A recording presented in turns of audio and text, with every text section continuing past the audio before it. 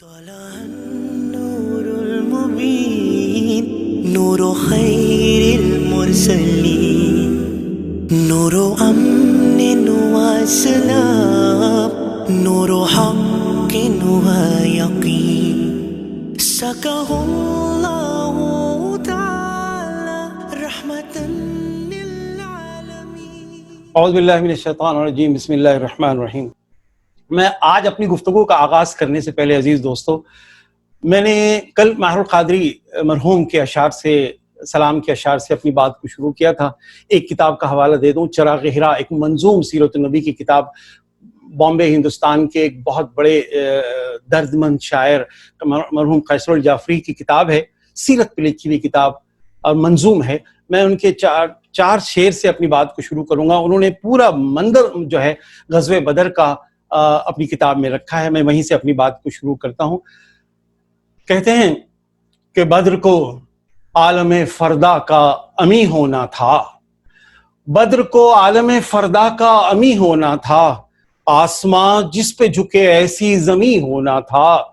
ہائے کیا فوج تھی، کیا رتبہ وہ معیار اس کا، ہائے کیا فوج تھی، کیا رتبہ وہ معیار اس کا، سرور کون و مکان تھا سپہ سالار اس کا. 8 تلواریں تھیں، 6 زرہیں تھیں، 2 گھوڑے تھے. 8 تلواریں تھیں، 6 زرہیں تھیں، 2 گھوڑے تھے. جن کا اللہ ہو ان کے لیے کم تھوڑے تھے. مارکہ بدر اسلام کا دروازہ ہے. یہ بڑا کلیدی جملہ ہے کہ مارکہ بدر اسلام کا دروازہ ہے، آج بھی اس کے شہیدوں کا لہو تازہ ہے. حال دنیا پہ آیا ہے مجھے سمجھانا نہیں، حال دنیا پہ آیا ہے مجھے سمجھانا نہیں، مارکا یہ حق و باطل کا ہے افسانہ نہیں. بدر کی آخری شعر کہ بدر کی جنگ نہ ہوتی تو قدم کیا کھلتے، بدر کی جنگ نہ ہوتی تو قدم کیا کھلتے، ساری دنیا میں محمد کے علم کیا کھلتے صلی اللہ علیہ وسلم. ایک بڑی نظم کا ایک چھوٹا سا حصہ میں نے آپ کے سامنے رکھا ہے. آپ سے گزارش یہ ہے کہ اس کتاب کو اگر اللہ تعالیٰ سے مہلت دے تو آپ ضرور پڑھیں.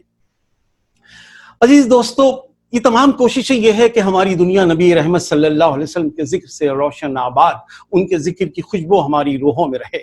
اور یہ تمام کوششیں اس لیے ہے کہ ان کی ذکر ہماری رگوں میں، ہمارے قریے جاں میں، جہاں ہماری روح کا مسکن ہے، گونجتا رہے نبی رحمت صلی اللہ علیہ وسلم کا ذکر. دوستو، میری گفتگو میں آج اگر آپ کچھ یاد رکھیں نہ رکھیں، اتنا ضرور یاد رکھیں کہ نبی رحمت صلی اللہ علیہ وسلم ریگستان میں ریت کی اڑتی ہوئی چٹانوں میں اگر کوئی مضبوط اور متوازن شخصیت تھی تو حضور رسالت مآب صلی اللہ علیہ وسلم کی تھی. اور ساتھ ساتھ اگر آپ یہ بھی یاد رکھیں کہ نبی رحمت صلی اللہ علیہ وسلم کو جو قافلہ صحابہ کا ملا تھا وہ ایسے تھے جیسے پہاڑوں کی آگ کہتے ہیں.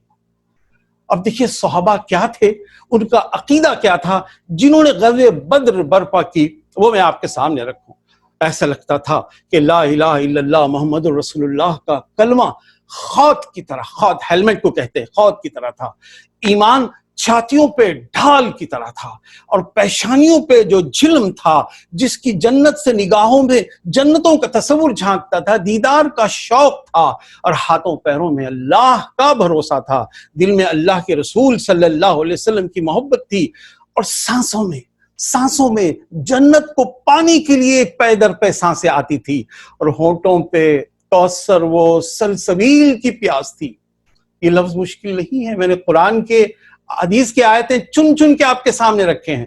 ہونٹوں پہ کوثر و سلسبیل کی پیاس تھی، پسند وہ جو اللہ کی، برائی وہ جو اللہ کے رسول صلی اللہ علیہ وسلم نے بنایا تھا. دوستو، یہ سرمایہ کو لے کر جب کوئی انسان زندگی میں آگے بڑھتا ہے، کوئی مارکے میں آگے پیش قدمی کرتا ہے، تو آسمان سے فرشتے اڑتے ہیں اس کے دلوں کو سکون اور چین اور طمانینت بانٹنے کے لیے. یہی ہے فرشتوں کا نزول، یہی ہے ایمان کی دولت جو انہیں ملتے رہی تھی. اور حد تو یہ ہے کہ آپس میں ملتے، جنگ کے مرحلے میں کہتے کہ تمہیں شہادت مبارک ہو، موت تو یقینی ہے، موت تو آنی ہے، لیکن ایسا موت کا سودا اور ایسی وضاحت، کلیئرٹی، کہتے ہیں نا نفسیات کے ماہرین کہ دنیا میں سب سے بدترین شے اگر کوئی ہے کنفیوژن ہے. کلیئرٹی آف تھاٹس کا نہ ہونا ہی دنیا کا سب سے بڑا عذاب ہے. پتہ یہ چلا کہ نبی رحمت صلی اللہ علیہ وسلم کا معاملہ اس سے بالکل الگ تھا، ان کے چاہنے والوں کا بھی معاملہ الگ تھا، بہت کلیئر، جاگتی آنکھوں کے روشن خواب. اب آئیے میں اپنی بات کو شروع کرتا ہوں. 2 ہجری کا زمانہ ہے.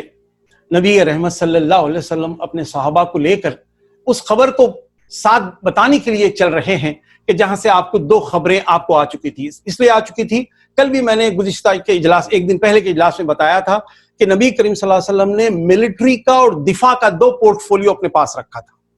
آپ کے دشمن کے کیمپوں میں چاہنے والے نبی رحمت صلی اللہ علیہ وسلم کے ساتھ تھے. تو آپ کو اطلاع مل چکی تھی کہ جو مکہ سے جو ایک قافلہ بھی آنے والا ہے، ایک دستہ آنے والا ہے لشکر جرار، اور شام سے بھی ابو سفیان کا قافلہ آنے والا ہے. آپ جو ہے بدر کی میدان کی طرف 2 ہجری کو چلے، اور کب چلے؟ 12 رمضان کی رات کو. اور 12 رمضان کی چلنے کے بعد راستے میں آپ نے کچھ نہیں کیا، کسی سے تفصیلی بات بھی نہیں کی، لیکن ایک دن کے سفر کے بعد 13 رمضان کو انہوں نے ایک مجلس مشاورت منتخب کی، صحابہ اکرام سے بات کرنے کی کوشش کی، اور یہ سلسلہ چلتے چلتے آگے چلتا ہے. یعنی 16 کو آپ وہاں پہنچے. یہ فاصلے کو آپ ذہن میں رکھیے. نبی کریم صلی اللہ علیہ وسلم نے کہا کہ ایک قافلہ ہے جو بہت مالی تجارتی منفعت لے کے آ رہا ہے شام سے، ابو سفیان جس کی کمان کر رہے ہیں. اس قافلے میں 40 سے زیادہ لوگ اس کی حفاظتی دستہ نہیں ہیں. یہ وہ لوگ ہیں جو ہماری قومی شاہراہ کے اصولوں کو پھر توڑنے والے ہیں. یہ وہ لوگ ہیں جو اچھے ارادے نہیں رکھتے. اور یہ بھی پتہ چل گیا تھا نبی رحمت صلی اللہ علیہ وسلم کو کہ مکہ نے یہ قافلہ بھیجا اس لیے تھا کہ ایک اتنا سرمایہ اکٹھا کیا جائے، قبائل میں لٹایا جائے پیسہ، ایک عالمی جنگ کے لیے برپا ہو. نبی رحمت صلی اللہ علیہ وسلم کو یہ بھی پتا تھا. تو تاریخ کی روشنیوں میں توحید کے یہ متوالے چلے. اور عجیب دنیا ہے عزیز دوستو، مکہ والوں کے دیوستھانوں میں تو ہر مذہب کو سجدہ گزارنے کی اجازت تھی. اگر اجازت نہیں تھی تو دین ابراہیم کے ماننے والوں کو اجازت نہیں تھی، وہ بھی توحید کے خالص پیکر نبی رحمت صلی اللہ علیہ وسلم کو. لیکن نبی کریم صلی اللہ علیہ وسلم نے طے کر لیا تھا اب جغرافیہ کی آڑی تلچی لکیروں کے کس بل سیدھے کریں گے. اب بتائیں گے کہ زمین اللہ کی، اور اللہ کی تمناؤں میں جو نبی بھیجے جاتے ہیں، اللہ سبحانہ وتعالیٰ جو سوچتے ہیں بندگان خدا کے لیے، اس کا سلسلہ آگے بڑھتے جائے گا. اب اللہ کے رسول صلی اللہ علیہ وسلم ایک دعا کرتے ہیں، دعاؤں کا سلسلہ تو ہر پڑاؤ پہ ہے. دعا کرتے ہیں کہ اللہ ان کے سواریوں میں برکت دے. سفر سے پہلے اے اللہ ان کے ناپ اور پیمانوں میں برکت دے، اے اللہ ان کے پھلوں میں اور باغات میں برکت دے، اے اللہ یہ نہتے پیدل ہیں ان کو سواریاں دے، اے اللہ یہ بھوکے ہیں ان کو خوشحالیاں دے، اے اللہ ان کے بدن بے لباس ہے. اس دار محفل نبی رحمت صلی اللہ علیہ وسلم کے قافلے میں کئی صحابہ ایسے تھے جن کے بدن پہ صرف تیبند تھی، ایک چھوٹا سا ٹکڑا تھا، اوپر کا کرتا بھی نہیں تھا. اللہ کے رسول اپنے صحابہ کو دیکھتے اور کہتے کہ اللہ ان کو لباس دے. یہ دعائیں مانگتے ہوئے آپ جا رہے ہیں. اب وہ گھڑی آتی ہے جب ایک کمانڈر کو، ایک لیڈر کو، ایک سربراہ خاندان کو بہت کچھ اس نقطے سے ملتا ہے. سارا اختیار رکھنے کے باوجود نبی رحمت صحابہ کے انجمن سے کہتے ہیں کہ مجھے مشورہ دو کہ کیا کروں. ایک طرف یہ قافلہ آ رہا ہے، ایک طرف لشکر جرار. صدیق اکبر رضی اللہ تعالی عنہ کہتے ہیں اللہ کے رسول آپ چل پڑیے، جس طرف آپ کا اذن ہے اس طرف اللہ کی مرضی ہے. بہت ساری تمانیت دیتے ہیں. نبی رحمت صلی اللہ علیہ وسلم سنتے ہیں اور ایک طرح کے بے چینی، ایک چہرے پہ اضطراب، ایک فکر دامنگیر ہے. میں ابھی آپ کے سامنے بتاؤں گا اس کا سبب کیا ہے. نبی کی پیشانی پہ بل آتے تھے تو صحابہ اپنی پوری زندگی کو ٹٹوڑ لیتے تھے کہ اس کی سبب کیا ہے، کیونکہ یہ بل فرد کے نہیں تھے، تاریخ کی گتھیوں کو حل کرنے والے بل کی طرف اشارے تھے. حضرت عمر رضی اللہ تعالیٰ نے آگے بڑھ کے کہا اللہ کے رسول پیش قدمی کریے، جان و مال ہر چیز آپ کے لیے حاضر ہے. مدینے کی پوری سپاہ آپ کے حکم کا انتظار کر رہی ہے. اس کے بعد ایک اور مہاجر، یہ 2 بھی مہاجر ہیں، ایک اور مہاجر مقداد بن عمرو رضی اللہ تعالیٰ عنہ، یہ آگے بڑھ کے کہتے ہیں اللہ کے رسول ہم موسیٰ کی فوج نہیں جو یہ کہیں کہ اذهب انت ربک فقاتل ها هنا قاعدون، کہ جاؤ موسیٰ تمہارا خدا جاؤ لڑو بھیڑ جاؤ دشمنوں کی فوج سے، ہم یہاں بیٹھے رہیں گے. ہمارا وہ حال نہیں ہے. پھر اس کے بعد کہا اللہ کے رسول آپ آگے بڑھیے. ایک جملہ بڑا کلیدی، بڑا پڑھ کے دل کو سکون ملتا ہے اور دل سے ایک خاص یعنی ایک کیفیت جاگ اٹھتی ہے. حضرت مقداد بن عمرو کی بات سن کے مقداد بن عمرو نے کہا اللہ کے رسول آنکھوں کی پتلیوں میں جنبش کی طاقت اگر ہمارے جسم میں ہے تو ہم آپ کی اطاعت کریں گے. اب آگے بڑھائیے قافلے کو، سب آپ کے ساتھ ہیں. اللہ کے رسول کا معاملہ یہ تھا کہ بیعت عقبہ اولا اور ثانیہ کے مرحلے میں مدینے والوں سے اللہ کے رسول نے کہا تھا کہ مدینے والوں اگر میں مدینہ آؤں تو تم میرے اپنی سرحدوں میں حفاظت کرنا. اب معاملہ الگ تھا. نبی کو اپنے وعدوں کا پاس بھی تو تھا. نبی رحمت صلی اللہ علیہ وسلم نے اب مدینے والوں پر تھوپنا نہیں چاہتے تھے، ان کی تمناؤں کو جگانا چاہتے تھے اور صورتحال کا پورا کھل کے رکھنا چاہتے تھے. نبی رحمت صلی اللہ علیہ وسلم نے جب دیکھا تو حضرت سعد بن معاذ کا جب بھی میں ذکر کروں عزیز دوستو، ذہن میں ہمیشہ اس بات کی کوشش کرنا کہ ان کا کیلیبر حضرت فاروق اعظم کے کیلیبر کی طرح تھا. ایک ایسی جلیل القدر، غزوہ خندق کے بعد ان کو مہلت عمل نہیں ملی، ورنہ نہ معلوم اور آدھی دنیا جو بچی رہی ہے وہ دنیا بھی فتح ہو جاتی ہے. ایسا جلیل القدر شخصیت، ایسا معیار سوچنے کا کہ نبی رحمت صلی اللہ علیہ وسلم کے پیشانی کے بل کو دیکھ کے انہوں نے کہا کہ نبی رحمت صلی اللہ علیہ وسلم آپ کا روئے سخن گفتگو کا اشارہ ہم مدینے والوں کی طرف تو نہیں ہے. نبی رحمت صلی اللہ علیہ وسلم کی بات ذرا سا کھلی مسکرا دیا. فوراً سے حضرت سعد بن معاذ نے کہا اللہ کے رسول آپ ہمیں لے چلیے، سمندروں میں اتار دیجئے، اگر گھمسان کا رنگ ہو تو آپ ہمیں دیکھیں گے دشمن سے اس قدر جفا کشی سے لڑیں گے کہ اللہ تعالی ہم سے وہ کام لے گا کہ آپ کی آنکھوں میں ٹھنڈک اتر آئے گی. اللہ کے رسول صلی اللہ علیہ وسلم کے چہرے کا رنگ بدلا. اب ایک طمانیت ہوئی کہ صحابہ کی انجمن تیار ہے، اب لے کے چلتے ہیں.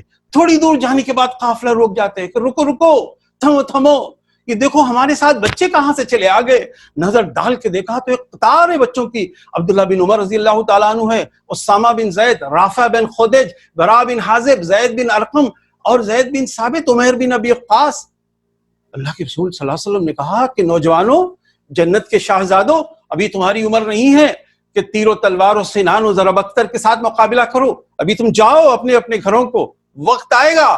اور دوسرے بہت سارے کام ہیں تم کو جانے کے. صحابہ جھر آنسوں سے رونے لگے. بچوں کے پاس بھی جنتوں کا اور اللہ کے رسول کے ساتھ کا ایسی واضح تصور تھا کہ وہ تیار نہیں تھے. عمیر بن ابی وقاص جو 16 سال کا نوجوان ہے وہ زمین پر لوٹ گیا ریت میں اور زارو قطار رونے لگا. اور جب سنبھلی اس کی طبیعت تو اس نے ایک عجیب و غریب ایک زندگی کا ایک بڑی ویژن جسے کہتے ہیں کہ نظریہ سمیٹنے والا ایک جملہ کہا اللہ کے رسول زندگی کا کیا بھروسہ، اب کہ جب جنتیں تقسیم ہو رہی ہیں، اب جب اپنے زبانی دعوے کو ثبوت پیش کرنے کا لمحہ آ گیا، اب تو بس شمشیر بندی، رسم شمشیر بندی ادا کیجئے اور مجھے ساتھ لے چلیے. اس کی دل کی بے چینی دیکھ کے، اس کے بدن کی تھوڑی سی توانائی دیکھ کے، اس کا اضطراب دیکھ کے سگے بڑے بھائی نے آ کے گلے سے لگایا اور اللہ کے رسول سے سفارش کی اللہ کے رسول اس کی شمشیر بندی کی رسم ادا کیجیے. ہم تو یہ رسم کا نام ہی بھول گئے، ہم تو نہ جانے کون کون سے رسموں میں اپنے خاندانوں کو اپنی مسرتوں سے جوڑ کے رکھا ہے. رسم شمشیر بندی ادا کرنے کا ایک خاص طریقہ ہوتا تھا. اس سے یہ پتہ چلا کہ اللہ کے رسول کی فوج میں بھرتی کے لوگ نہیں تھے، ان کے ساتھ کوئی جبری بھرتی نہیں ہوئی تھی.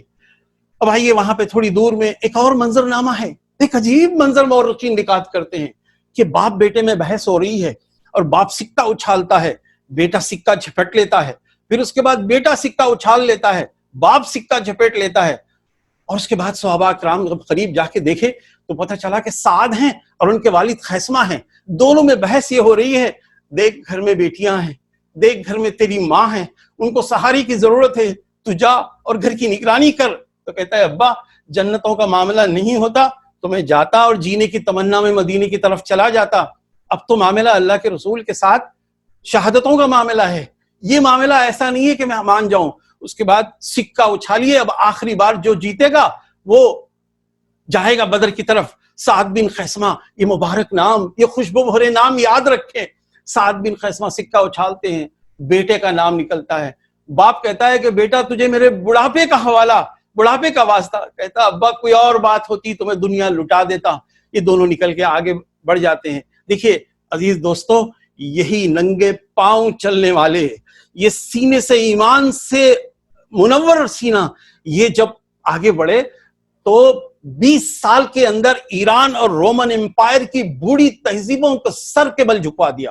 علامہ اقبال نے کہا تھا اسی بنیاد پر کہ نکل کے صحرا سے جس نے روما کی سلطنت کو الٹ دیا تھا، نکل کے صحرا سے جس نے روما کی سلطنت کو الٹ دیا تھا، سنا ہے قدسیوں سے میں نے کہ وہ شیر پھر ہوشیار ہوگا. شرط ایمان کی ہے، شرط فضائے بدر کی ہے. اب آئیے آگے بڑھتے ہیں. نبی کریم صلی اللہ علیہ وسلم کی ایک ایک بات میں ایک انٹیلیجنس دیکھیے. آپ نے کہا اونٹوں کے گھنٹیاں اتار دو، اونٹوں کے گلے میں جو گھنٹیاں ہیں وہ اتار دو تاکہ دشمنوں کو پتہ نہ چلے. پھر اس کے بعد اللہ کے رسول نے کہا کہ زبیر آگے آؤ. زبیر بن عوام آگے ہے. کہا سیدنا علی سے، کہا سیدنا علی آگے آؤ. پھر اس کے بعد سعد بن ابی وقاص سے کہا جاؤ ذرا بدر کی طرف پیش قدمی کرو. یہ جیالے لوگ، یہ دل والے لوگ تنہا آگے بڑھ گئے. فوج کا تحفظ بھی ضروری نہیں تھا. سیدنا علی کی بہادری، سیدنا علی کی شجاعت اور ان کی بے لاگ جو بے لوث محبت تھی، اس کے بارے میں جی چاہتا ہے کہ ایک شب ان کے نام کرے. پھر اس کے بعد کہا کہ جاؤ فوج کا اندازہ کرو. جب وہاں پر گئے پھر اس کے بعد میں جس لگا کے اپنے میدان بدر کے میدان کی طرف قافلے کو لے کے جا رہا ہوں، کیونکہ مجھے لگتا ہے کہ آج اگر آپ اجازت دیں تو میں اس کو تھوڑا سا ٹائم کو آگے بڑھاؤں اور پورے واقعات آپ کے سامنے رکھوں. اور اس کے بعد جب وہاں پہ پہنچے تو اس کے بعد وہاں پہ اللہ کے رسول نے صحابہ اکرام سے کہا یہ تینوں سے کہ فوج کا اندازہ کرو. وہاں پہ ایک اسلم نام کا مکی سپہ سالار کا ایک غلام گرفتار ہوتا ہے اور اس سے پوچھتے ہیں کہ کتنی فوج ہے. وہ کچھ کہتا ہے، کچھ جواب نہیں دیتا ہے، مجھے اندازہ نہیں ہے. غلام زادے کو اندازہ نہیں تھا، نوکر تھا. تو اس کے بعد اللہ کے رسول صلی اللہ علیہ وسلم جب اس کو گرفتار کر کے لایا جاتا ہے تو اللہ کے رسول پوچھتے ہیں کہ یہ بتا. اب دیکھیے نبی کی ملٹری اسٹریٹجی، جنگ برپا کرنا تو بڑی بات ہے، جنگ سے پہلے اپنے آپ کو باخبر رکھنا یہ بھی الگ بات ہے. اللہ کے رسول نے کہا اسلم یہ بتاؤ کہ تمہارے پاس روزانہ کتنے اونٹ کٹتے ہیں؟ کہا کبھی 9 کبھی 10. صحابہ کو پلٹ کے کہا کہ ان کے پاس 1000 کی فوج ہے. پھر اس کے بعد کہا کون ہے؟ کہا عتبہ ہے، شیبہ ہے، زعمہ ہے، ابو البختری ہے اور عقبہ بن ابی معیط ہے. یہ پورے لوگوں کے جاب اس میں دیا. تو اللہ کے رسول صلی اللہ علیہ وسلم نے مسکرا کے ایک جملہ کہا اپنے صحابہ سے کہ مسلمانوں، مکہ نے اپنے جگر گوشے تمہارے سامنے ڈال دیے. غور کریے ایک جملہ. اللہ کے رسول نے برا جملہ نہیں کہا. اللہ کے رسول نے ایک ایسا جملہ نہیں کہا جس کی وجہ سے دشمن کی ہتک ہوتی ہو. کہا جگر گوشے ڈال. اختلاف الگ، لیکن اختلاف کا بانگ پن الگ، اور اختلاف کا دشمن کے ساتھ ایک وقار الگ. اب آئیے اللہ کے رسول صلی اللہ علیہ وسلم کی مکی سپاہ اور مدنی سپاہ کا ہم تھوڑا سا موازنہ کرتے ہوئے آگے بڑھیں گے. اب دیکھیے پہلے تو مکہ کی جو فوج آئی وہ 1300 کی تھی. 1300 میں بنو غطفان کے بھی تھے، بنو سلیم کی تھے. گزشتہ کے لیکچر میں نے بتایا تھا کہ بظاہر تو لوگوں کو تمام مورخین یہ کہتے ہیں کہ مکہ سے قافلہ آیا اور شام سے تجارتی قافلہ، مکہ سے لشکر آیا. لیکن تھمیے میں نے آپ کے سامنے ایک جملہ کہا تھا کہ بنو غطفان اور بنو سلیم نجد کے علاقے کے ہیں، وہ پہلے سے تھے. اس کا مطلب یہ تھا کہ یہ ساری تیاریاں بہت پہلے سے تھیں. قافلے کا ادھر بچ کے آنے کا انتظار تھا، ادھر فوج کے نکلنے کا انتظار تھا. تو 1300 کی فوج مکہ کے ساتھ ہے. اب اس کے بعد 1000 تو آہن پوش بھی ہیں، جھلم بھی ہے، خود بھی ہے، دستانے بھی ہیں، زرا پختہ بھی ہے، ڈھال بھی ہیں، تلواریں ہیں اور ترکش میں تیر بھی ہے. آہن پوش لوہے میں نہائی ہوئی فوج ہے. صحابہ کے پاس کتنی تھی؟ 60 زرہیں تھی. 313 اور اس سے آگے پیچھے ایک آدھ نکلتے ہوئے صحابہ کے پاس، سب کے پاس کچھ بھی نہیں تھا، بلکہ اوپر کا لباس بھی نہیں تھا. ٹھیک ہے، گھوڑے مکہ کے پاس 300 تھے. مسلمانوں کے پاس کتنے تھے؟ 2 گھوڑے، ایک مقداد بن عامر کے پاس، ایک زبیر بن عوام کے پاس. اور ان کے پاس 600 اونٹ تھے. مسلمانوں کے پاس 70 اونٹ تھے. 70 اونٹ بھی اس کا مطلب یہ ہوا کہ 2 یا 3 آدمی کی سواری کے لیے، یعنی 1-2 آدمی بیٹھ رہے ہیں تو 1-2 فٹ پیدل چل رہے ہیں. اور روزانہ 10 اونٹ کے کٹنے کی میں نے بات کی ہے. اور صحابہ کے اکرام کا یہ عالم تھا کہ ان کی پوروں کو مٹھی بھر کھجوریں دے دیا جاتی تھی. بلکہ جنگ کے لمحے سے پہلے میں بتاتا چلوں صحابہ کو دامن میں کھجوریں باندھ دی گئی تھی. یعنی یہ سے لاجسٹکس اور بہت سارے مسائل وہیں پہ حل ہو جاتے ہیں. ٹوٹی ہوئی کمانیں، شکستہ تیر، ٹوٹے ہوئے پھل، نیزے، سنان جسے کہتے ہیں، یہ تمام چیزیں ان کے ساتھ کا سرمایہ تھی۔ پھر اس کے بعد اللہ کے رسول صلی اللہ علیہ وسلم نے اب دستہ بنایا، مقدمۃ الجیش فرنٹ لائن جو ہوتی ہے، میمنہ رائٹ ونگ جو ہوتی ہے، لیفٹ ونگ میسرہ، پھر اس کے بعد ساقہ جسے کہتے ہیں جو پیچھے ہوتا ہے۔ اب آئیے ان کا میں سمجھاؤں۔ اللہ کے رسول صلی اللہ علیہ وسلم نے مصعب بن عمیر کو آگے کا مقدمۃ الجیش فرنٹ لائن کا جو فارورڈ کا ہوتا ہے وہ دیا ہے۔ اس کے بعد مہاجرین کے لیے ایک خاص بات تھی، اس میں سیدنا علی کو دیا۔ حضرات یہ یاد رکھیں کہ جب کسی کو کمان دی جاتی ہے تو پیچھے والے ابرو کے اشارے پہ، آنکھوں کے اشارے پہ آگے بڑھتے ہیں۔ تو سیدنا علی مہاجرین کی کمان میں تھے۔ پھر اس کے بعد انصار کے لیے سعد بن معاذ، جس کا میں نے ابھی نام لیا تھا، سعد بن معاذ کو دیا گیا رضی اللہ تعالیٰ عنہ۔ میمنہ پہ رائٹ ونگ پہ زبیر بن عوام کو دیا گیا، لیفٹ پہ مقداد بن عمرو کو، ساقہ پہ پیچھے پہ قیس بن ابی صعصع رضی اللہ تعالیٰ عنہ کو دیا۔ اب آئیے مکی فوج کی ذرا، میں نے آپ کے سامنے نام تو لے لیا تھا، کچھ نام اور جو رہ گئے تھے، سہیل بن عمرو بھی تھا، عقبہ بن ابی معیط اور نظر بن حارث، ابو البختری، عمرو بن ہشام جس کو ابو جہل کہتے ہیں، اس کا نام عمرو بن ہشام ہے، حکیم بن حزام اور عمیر بن وہب۔ اور اس میں وہ بھی لوگ آئے تھے جو معاشرتی دباؤ کے تحت، عقیل بن ابی طالب حضرت علی کے بڑے بھائی آئے تھے، ابی العاص اللہ کے رسول کے داماد بھی آئے تھے، اور حکیم بن حزام اللہ کے رسول خدیجہ الکبریٰ کے بھانجے ہیں وہ بھی آئے تھے۔ بہت سارے لوگ آئے تھے، یہ تمام لوگ ان کی صفوں کی طرف ہیں۔ اب دیکھیے اب کیا ہو رہا ہے، اب 16 رمضان کا دن ہے، اور اللہ کے رسول صلی اللہ علیہ وسلم، آپ نے نقشہ اگر دیکھا ہے تو مکہ کی طرف سے آتے ہوئے جو راستہ ہے اس کو ادوت پہاڑی کے دو دامن سے جو راستہ ہے اس وادی کو کہتے ہیں ادوت القصویٰ، قصویٰ ہائی الٹیٹیوڈ کی وادی۔ اور پھر اس کے بعد نبی کریم صلی اللہ علیہ وسلم جہاں سے آئے تھے اس کے دائیں جانب ادوت الدنیا ہے۔ ادوت الدنیا آپ ذہن میں رکھیے، اگر آپ نے مدینے کی زیارت کی ہے، بدر کی زیارت کی ہے تو آپ مقام پہ تو آپ میں یاد آ جائے گا آپ کو۔ ادوت الدنیا نبی رحمت صلی اللہ علیہ وسلم کے پاس، ادوت القصیٰ نبی کریم صلی اللہ علیہ وسلم کے مکی فوج کی طرف نیچے کی طرف، اور دائیں جانب جبل اسفل کی پہاڑی جس سے 30 کلومیٹر بحر احمر کا کنارہ ملتا ہے، پانیوں کا حصہ ملتا ہے۔ اور اس کے بعد جو ادوت القصویٰ کے پیچھے ایک چھوٹی سی پہاڑی تھی، جبل قنقل کہتے ہیں اس کو۔ اب اس کے بعد اللہ کے رسول صلی اللہ علیہ وسلم جہاں سے داخل ہوئے تھے اس کے اوپر حصے میں عریش بنایا گیا۔ عریش کہتے ہیں کمان پوسٹ کو، یہ اللہ کے رسول صلی اللہ علیہ وسلم کا میدان ہے، نیچے کچھ چھوٹے سے کنویں ہیں، اور وہاں جو قبرستان کی چوکھنڈی بھی ہے، اور وہاں پہ کچھ ایک پانی کا کنواں تھا۔ یہ تمام حصہ چھوٹا چھوٹا سا آپ ذہن میں رکھیے۔ اب وہاں پہ اللہ کے رسول صلی اللہ علیہ وسلم پہلے تو آ کے نیچے آ گئے، یعنی مکی فوج کی طرف نیچے آ گئے، پوری طرح سے نیچے آ گئے۔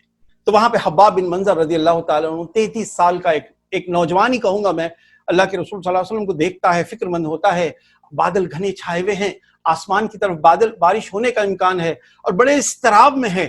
اللہ کے رسول صلی اللہ علیہ وسلم نے دیکھا اور کہا، حباب کچھ کہنا چاہتے ہو؟ کہ اللہ کے رسول اگر آپ نے عزم کر لیا ہے یہاں پڑاؤ کا تو فبیہا، نہیں اگر آپ کچھ کہیں تو میں ایک مشورہ دوں۔ کہا کہ اللہ کے رسول آسمان کو دیکھ کے لگتا ہے کہ بادل گھٹا ٹوپ سے برسیں گے اور اتنی بارش ہوگی، پانی کا ریل آ کے یہ حصہ دلدل بن جائے گا۔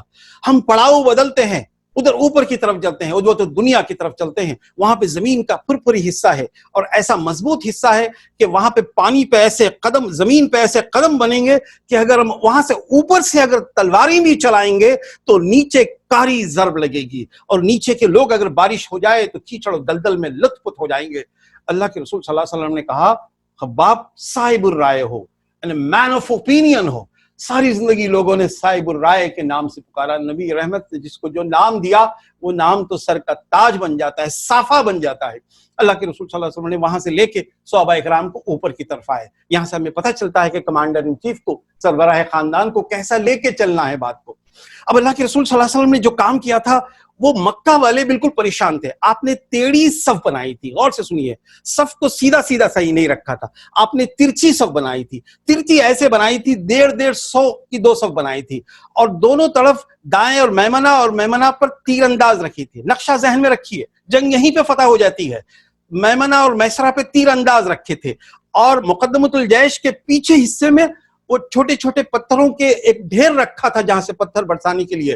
اور یہ مسجد آج جو عریش ہے، جو وہاں پہ کیمپ ہے، کمان پوسٹ تھا، وہاں پہ زمین کی ایک ایسی سلوٹ تھی، ایسی گہرا ڈھلان تھا، وہاں پہ اللہ کے رسول نے اپنے اونٹ چھپا دیے تھے۔ اونٹوں کو نیچے بنا دیا تھا تاکہ جست لگا کے چھلانگ جست لگائیں، ضرورت پڑنے پہ اونٹ لے کر مکی فوج کا مقابلہ کرنا ہو تو کرے۔ یہ میدان کو، لاجسٹکس کو سمجھ لیجئے۔ اور اللہ کے رسول نے کہا کہ تیر جب تک نہیں چلاؤ گے جب تک میں کہوں گا، سامنے والے تلوار اور نیزہ و بھالا لے کے رہیں گے جب تک نہیں کرو، آگے نہیں بڑھو گے جب تک کہ میں نہیں کہوں گا۔ یہ تمام چیزیں آگے صفائی ہو رہی ہے۔ اب وہاں پہ عریش کے پاس حضرت سعد بن معاذ رضی اللہ تعالیٰ عنہ آتے ہیں اور کہتے ہیں اللہ کے رسول، میں نے یہاں پہ ایک اپنا گھوڑا باندھ دیا ہے، ایک گھوڑا اور ایک اونٹ بھی، اونٹ باندھ دیا ہے، اور اللہ کے رسول اگر ہم جنگ جیت جائیں تو فبیہا، جو اللہ کو منظور ہے، فتح ہمارے نام ہوگی۔ اگر اتفاق سے منظرنامہ ہمارے ہاتھ میں نہ ہو، یعنی جنگ کا نقشہ پلٹ جائے، تو آپ یہ اونٹ پر سوار ہو کے مدینے کی بستی میں پھر جائیے، اور جو لوگ کسی وجہ سے نہیں آ سکے ہیں ان سے کہیے، ان سے پھر جوڑ کے ان سے پھر دعوت کا کام کیجیے۔ یہاں پہ ایک سوال اٹھتا ہے، ہم مسجد سے نکلتے ہیں کیسے پندار میں کیسی نگاہ ڈالتے ہوئے کہ لعنتیں بھیجتے ہوئے، دعوت کا کوئی کام، خیر تقریر بھی کرتے ہیں تو ایسا کہ جیسا کہ ساری دنیا۔ حضرت سعد بن معاذ نے کیا کیا؟ حضرت سعد بن معاذ نے inactive majority, silent majority, non cooperative majority کے ساتھ ایک ایسا حسن ظن، ایسی امید بندائی کہ اللہ کے رسول وہ بہت اچھے لوگ ہیں، ہم جیت جائیں تو فبیہ، نہ جائیں تو آپ پھر اس کے بعد ان کا انتظار کریں۔ کیسی تربیت دے رہا ہے اسلام۔ اب اس کے بعد اللہ کے رسول صلی اللہ علیہ وسلم کی صفوں کو دیکھنے کے لیے میں منظروں کو بدلتے رہوں گا۔ عمیر بن وہب مکی فوج سے نکل کے آتا ہے اور دیکھتا ہے یہ 16 کی رات ہے، ابھی دوسرے دن جنگ ہونے والی ہے۔ اب آ کے دیکھتے ہیں، حواس منتشر ہو جاتے ہیں، حواس باختہ ہو جاتے ہیں، ہونٹ پلٹ اٹھتے ہیں، آنکھیں نکل آتی ہیں، اور مکہ والوں سے کہتا ہے، مکہ والوں میں تمہارا خیر خواہ ہوں، بھاگ چلو یہاں سے، اونٹوں کو کجاوے کسو، باندھو سامان اور چل پڑو۔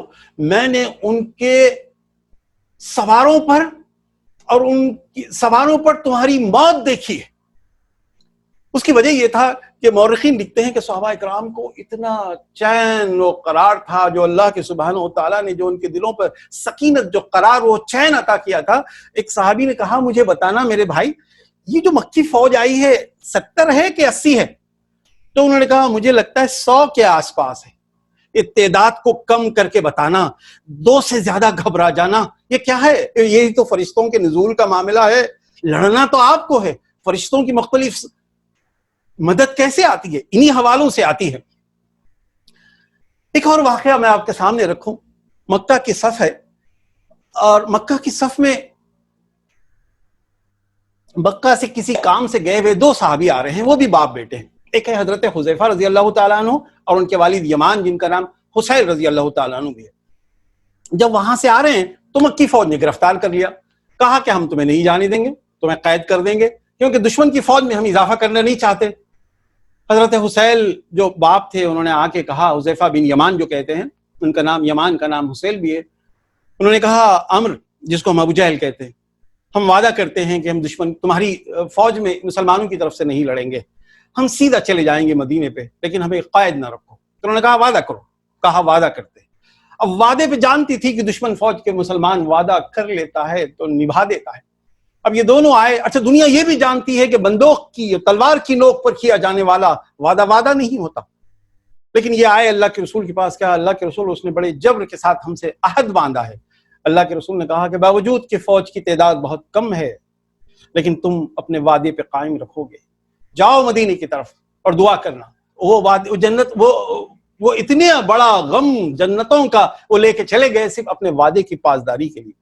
اب دیکھیں مکہ کی صفوں میں ایک اور منظر بڑا خوشگوار ہے۔ اللہ کے رسول نے دعا مانگی ہے ادھر، لیکن وہ دعا اس وقت قبول نہیں ہوئی۔ اللہ کے رسول نے کہا دیکھو مکہ کی صفوں میں ایک شخص امن کی آخری کوشش کر رہا ہے، وہ ہے حضرت حکیم بن حزام رضی اللہ تعالیٰ عنہ۔ بعد میں ایمان لائے، وہ دشمن کی صفوں میں تھے، اور وہ گئے عتبہ بن ربیع کے پاس، اور عتبہ بن ربیع کو کہا عتبہ کہ واقع وہ عمرو بن حضرمی جو تمہارا نوکر تھا، غلام تھا، وہ جو مرا تھا، جس کے لیے انہوں نے ہنگامہ کھڑا کیا اور وہ لے کے آئے، جبکہ یہ مرکزی وجہ نہیں تھی۔ میں نے آپ کے سامنے کہا تھا مرکزی یہ وجہ ایک قتل نہیں ہوتا، وجہ پوری یہ تھی کہ مکہ مسلمانوں کو غارت ڈالنا چاہتا تھا، غارت کر دینا چاہتا تھا، اور کہا بلکہ کہا کہ تم معاف کر دو، کس نے کہا؟ حکیم بن حزام نے عتبہ بن ربیع سے کہا کہ بھئی اس کا خون بہا محمد سے لے لو، میں خون بہا لے آتا ہوں. دیکھو ادھر بھائی جائے ہیں، ادھر ماں جائے ہیں، آپس کا آدھا خاندان ادھر ہے، ادھر باپ ہے، ادھر بیٹا ہے، یا بھانجا ہے، ماموں ہے، تمہارا بیٹا بھی عتبہ ابو حذیفہ وہاں ہے، تم معاف کر دو نا یہ خون کو. تو عتبہ نے کہا کہ کیا ہوگا اس سے؟ کہا عتبہ عرب کی تاریخ میں تمہاری نیک نامی کے چرچے ہوں گے اور تمہیں اچھے ناموں سے یاد کیا جائے گا. عتبہ ایک فطرتاً سلیم فطرت کا آدمی تھا. جب قومی عصبیت جاگتی ہے تو انسان اندھا ہو جاتا ہے، لیکن فطرتاً ایک شریف مزاج کا آدمی تھا. اس میں اللہ کے رسول نے تبھی تو کہا تھا کہ ایک امن کی کوشش ہو رہی ہے. اور اس کے بعد عتبہ نے کہا کہ چلو عمرو بن ہشام جس کو ابو جہل کہتے ہیں اس سے بات کرتے ہیں. عمرو بن ہشام تو ایسے اس زمانے کا فرعون تھا، اس نے چلایا، اس نے اس کو بلایا عمرو بن حضرمی کو، اس کے بھائی کو، کہ تمہارا بھائی عامر بن حضرمی جو مرا تھا ہے نخلا کے مقام پر، اس کا خون بہا دینے کے لیے تیار ہو رہے ہیں اور تمہارا خون جا رہا ہے. پتہ ہے عمرو کیوں جا رہا ہے؟ عتبہ ڈر گیا ہے کیونکہ حذیفہ اس کا بیٹا ادھر ہے، اس کے پھیپڑے پھیل گئے. عتبہ کو عصبیت جاہلیت کا خون جوش مارا اور اس نے کہا کہ نہیں ہم مقابلہ کریں گے، اب جو کچھ بھی ہوگا کل میدان میں اس کا تمہیں اندازہ ہوگا. حاضرین اس طرح کا ایک منظر جو ہے آیا اور اس نے چلایا، لوگوں کو نعرہ مارا، آئے میرے بھائی کا جو ہے کون عامر بن حضرمی، میرے بھائی کا خون جا رہا ہے، لوگوں آؤ بچاؤ کرو. یہ اس طرح کی باتیں مختلف قسم کے لوگ وہاں سے سننے لگے. اب آئیے اس زمانے میں کیا ہوا کہ ایک منظر یہ تھا کہ ایک بات یہ تھی کہ ابو سفیان کے قافلہ جو گیا تھا اور مکہ میں جس نے زمزم غفاری نے جو ہلچل مچائی تھی، جب وہ قافلہ ابو سفیان کا پہنچ گیا تھا تو ابو سفیان نے قیس نامی ایک شخص کو بھیج کے کہا کہ اب مال واپس آ گیا ہے، جنگ کو ٹلا دو، ابو جہل سے کہنا کہ قافلہ واپس لے کے آئے. جب یہ واپس لانے کی جب بات کی گئی تو ابو جہل نے کہا کہ نہیں، بالکل نہیں، اس کا کوئی امکان نہیں ہے. لیکن غور سے سنیے، میں اکثر کہتا ہوں دو باتیں. سیرت النبی سمجھنا ہے تو قبائل کو سمجھنا ضروری ہے، سیرت النبی صلی اللہ علیہ وسلم سمجھنا ہے تو جغرافی کو سمجھنا ضروری ہے. دو چیزیں سمجھ میں نہیں آئی 90% سیرت النبی سمجھ میں نہیں آئے گی. میرا ایک طالب علمانہ ایسا 90% سمجھ میں نہیں آئے گی. اب دیکھیے یہ نقطے کی دلیل میں آپ کے سامنے جو معروضہ رکھنا چاہ رہا ہوں محترم حضرات، کہ بنو زہرہ کا 300 کا ٹولہ تھا فوج کا. کس میں؟ ابو جہل کی فوج میں. ابو جہل کی مکہ کی فوج 1300 کی ہے. 1300 میں 300 بنو زہرہ کے. بنو زہرہ کون ہے؟ اللہ کے رسول کا ننیال ہے. بنو زہرہ کا سردار کون ہے؟ اخنس بن شروق ہے. بنو زہرہ کے کون کون لوگ ہیں؟ بہت سارے. میں نے آپ کو گزشتہ لیکچر میں کہا تھا کہ مقداد بن عمرو بنو زہرہ کے حلیف ہیں. یہ تمام چیزیں ہیں. اخنس بن شروق 35 سالہ نوجوان ہے، اٹھ کے کہتا ہے مکہ والو، جو تجارت کے لیے قافلہ گیا تھا وہ محفوظ آ گیا ہے، ہمارا جو سرمایہ لگا تھا وہ آ گیا ہے. اور دوسری بات، محمد ہماری بیٹی کے بیٹے ہیں. دیکھیں عمر کا فرق بھی ہے لیکن قبیلوں کی محبت کام کرتی ہے، قبائل کی محبت کام کرتی ہے، خاندانوں کی محبت ایک دوسرے کو لے کے چلتی ہے. اس نے 300 کو لے کے چلے گئے. اگر اب بنو زہرہ کے رشتے کو اگر ہم نہیں سمجھیں گے تو جنگ کا ایک کلیدی نقطہ چھوٹ جائے گا. بنو زہرہ چلے جاتی ہے، مکہ کی فوج 1300 پہ ہوتی ہے. اب آخری رات کا منظر ہے عزیز دوستو، مکہ میں شراب کھل چکی ہے، گانے والیاں گانے گا رہی ہیں، کھائے جا رہے ہیں بے طرح سے کھانے. اور ابو جہل اٹھ کے کہتا ہے کہ مکہ والو، اسی وادیوں میں محمد کی فوج کو صلی اللہ علیہ وسلم کو بکھر کے جائیں گے، ان کی بوٹیاں الگ کریں گے. اور اس نے کہا مکہ والو، تم جانتے ہو کہ میں نے مکہ سے نکلنے سے پہلے دیوار کعبہ پکڑ کر، غلاف کعبہ پکڑ کر یہ دعا مانگی تھی کہ اللہ محمد نے گھرانوں کو توڑ دیا ہے. دیکھیے یہ دشمن کی دعا بھی دیکھیے، اس کے درد کو سمجھیے تاکہ آج ہمیں سمجھ میں آئے گا کہ ہماری صفوں میں کون ایسے نادان لوگ ہیں. اس نے بھی دعا مانگی تھی کہ اے اللہ کہ میں محمد کے خلاف لڑنے جا رہا ہوں. کیوں کہ محمد نے صلی اللہ علیہ وسلم نے جب بھی میں حضور کا نام لوں تو ضرور آپ بھی ضرور درود پڑھے کہ جب محمد نے گھرانوں کو توڑ دیا ہے اور ہمارے آبائی دین کو بگاڑ دیا ہے اور اس کے اندر اتنا بگاڑ پیدا کیا ہے کہ اب ہم میں سے جو حق پہ ہے اس کو زندہ رکھ. ٹھیک ہے حضرات، ادھر صحابہ کی طرف چلتے ہیں کہ رات کی تنہائی ہے اور بارش تھم کے رک بھی چکی ہے، نیچے پانی ادھر جمع ہو گیا ہے. رات میں قرآن کی خوشگلو اچھی آوازیں رکھنے والوں میں اپنے دوستوں سے کہوں گا کہ کچھ اچھی آواز رکھتے ہو تو قرآن بھی اچھی آواز میں پڑھا کرو. ہم نے نہ معلوم کیا کیا سیکھ لیا اپنی آوازوں کا حسن سوز سے، اپنے گھرانوں کو روشن نہیں کیا. اب یہ دو تہذیبوں کا دیکھیے، ادھر رقص ہے، سرور ہے، نفسیاتی جنگ ہے، اخلاقی جنگ کا بھی مرحلہ ہے، اور ادھر اللہ کے ملنے کی تمنا ہے، آنسو ہے، بارش ہے. مجھے ایک ہندو مورخ جو 1920 میں انہوں نے کتاب لکھی تھی، حضرت محمد شردھے پرکاش دیو جی، نام سنیے، شردھے پرکاش دیو جی نے اتنی پیاری کتاب لکھی تھی. ان کی سیرت پڑھ کے میں بڑی دیر تک اشش کرتا رہا. انہوں نے لکھا کہ وہ ٹھنڈا موسم تھا، بادل بھی گھنے تھے، بجلیاں بھی چمکی تھی، بارش ہوئی تو ایسے ہوئی کہ آسمان سے کارکنان قضاء و قدر مظلوموں کی مدد کے لیے آ گئے. یہاں پہ اللہ کے رسول صلی اللہ علیہ وسلم اب عریش میں جاتے ہیں. اب عریش میں جاتے ہیں. عریش کون؟ کمان پوس. وہاں پہ کمان پوس کے باہر رات کی اندھیری ہے، تھوڑی سی چاند کی روشنی بھی ہے، کیونکہ 17 کا چاند ہے، 16 کی شب آپ جانتے ہیں، اور چاند کی روشنی میں یہ زمین کا چاند اللہ سے دعا مانگ رہا ہے. عزیز دوستو، نبی رحمت صلی اللہ علیہ وسلم نے بہت ساری دعائیں مانگی ہیں، لیکن دو دعائیں ایسی ہیں کہ ادب عالیہ جس پہ قربان ہوتی ہے. تمام فصحا و ادب کہتی ہیں ایسی دعائیں. ایک طائف کی واپسی کے وقت کی دعا، ایک بدر کی دعا. وہاں پہ انہوں نے کہا، بدر میں کمان پوسٹ میں آپ دعا مانگتے ہیں کہ اللہ یہ پریشان حال دیوانے تیرے میدان میں آ چکے ہیں. اے اللہ تو نے مجھ سے تیری مدد کا وعدہ کیا تھا. اے اللہ جو مدد کا وعدہ کیا تھا وہ مدد کے وعدے کی پورا کرنے کی گھڑیاں آئی ہیں. پروردگار وہ مدد تو اپنی آسمانوں سے بھیج دے، زمین کی تنابوں سے بھیج دے. اے اللہ یہ جو ایمان والے ہیں نا، یہ جو بہت چھوٹی سی جماعت ہے، میری پوری زندگی بھر کی کمائی ہے، بار الہ یہ مٹھی بھر لوگ، نبی نے اس لفظ کو دہرایا دوستو بار بار، یہ مٹھی بھر لوگ میدان میں تیرے لیے لے آیا. یہ اگر آج دنیا سے مٹا دیے جائیں گے تو اللہ تیرا نام لینے والا کوئی نہیں ہوگا. اے اللہ ایک اتنا ناز کہتے ہیں، بچہ اپنی ماں سے بھی جس طرح سے ناز کرتا ہے، ناز بھی کرتا ہے اور نیاز بھی کہتا ہے کہ اے اللہ حاضح الاسابی، اے اللہ حاضح الاسابی، یہ مٹھی بھر لوگ آج تیری بندگی میں اگر ناکام رہے، اے اللہ یہ لوگ آئے ہیں تیرے نبی کو جھٹلانے کے لیے، اے اللہ میرا تحفظ فرما اور ان کو فتح و نصرت فرما. ہچکیوں سے بدن لرز رہا تھا، آپ کے شانوں سے چادر گر رہی تھی. صدیق اکبر دیکھ رہے تھے، سکتہ طاری تھا، غم کا ایسا طوفان صدیق اکبر پہ تھا. صدیق اکبر نے تسلی کے لیے ہاتھ بڑھایا. نبی کریم صلی اللہ علیہ وسلم آنسو پوچھتے ہوئے پر نور چہرے سے بشارت دیے. دیکھیے ایک نبی کا معاملہ الگ تھا، بندے کا معاملہ الگ تھا، ایک نبی کا. اور صدیق اکبر سے کہا، ابا بکر بشارت ہو، جیت ہو گئی، فتح ہمارا مقدر ہوئی. جب بندہ ایک خاص تعلق سے اپنے رب سے بات کرتا ہے، جو ایک خاص قسم کا احساس ہوتا ہے، وہی کامیابی ہے. کامیابی ان کے تو بہت سارے رنگ ہوتے ہیں. عزیز دوستو، اللہ کے رسول صلی اللہ علیہ وسلم رات کے ڈھلے کا انتظار کرتے ہیں.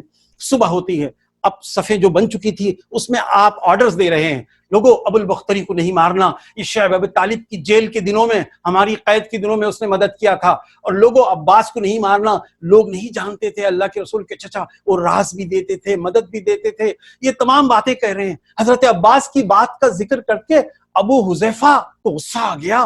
ابو حذیفہ نے کہا کہ یہ کیا معاملہ ہوا کہ میرا باپ اس طرف ہے اور میں تو اس کا قتل کر دوں اور اللہ کے رسول کے چچا کا نہیں.